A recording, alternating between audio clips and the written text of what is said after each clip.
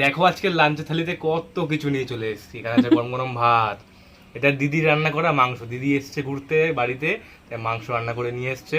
এখানে হচ্ছে মাছের মাথা দিয়ে বাঁধাকপি, চিংড়ি মাছের মালাইকারি, এই ছোট ছোট চিংড়িগুলো আনা হয়েছিল বাড়িতে, ওই মাছের মালাইকারি। ছোট না, মিডিয়াম। মিডিয়াম, ছোট না, ঠিক ঠিক মিডিয়াম।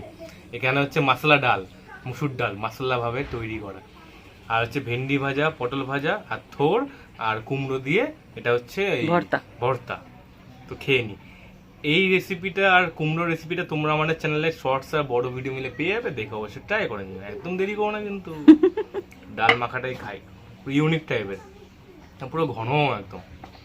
হ্যাঁ, এতে বেশি জল পড়ে না। হ্যাঁ,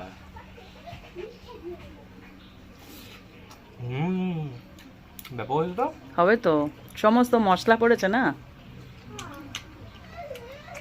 এবারে খাবো একটু বাঁধাকপি, এই মাছের মাথা দিয়ে করেছে। বাঁধাকপিটা হ্যাঁ, তো অসময় সুন্দর লাগে। বাঁধাকপি তো এমনি ভালো লাগে না, হ্যাঁ, হয় চিংড়ি মাছ অথবা মাছের মাথা দিয়ে ভালো লাগে। ভালো হয়েছে না? ঠোঁটটা খাই, থোরটা তো খাবো না করছিলি, খেয়ে দেখ। দেখি। ভালো হয়েছে, মেল্ট হয়ে যাচ্ছে তো মুখে, কচি থোর একদম। মালাইকারি। চিংড়ি ছোট হোক বা বাগদা চিংড়ি বড় হোক, চিংড়ি চিংড়ি টেস্ট কিন্তু অনেক বেশি হেরফের হয় না। হ্যাঁ, বললাম না চিংড়ি চিংড়ি। এটা কিন্তু মিডিয়াম সাইজ, গুটিয়ে গেছে তাই। উফ, কি দারুণ লাগলো চিংড়িটা। আজকে একটা থেকে একটা রেসিপি, মারাত্মক।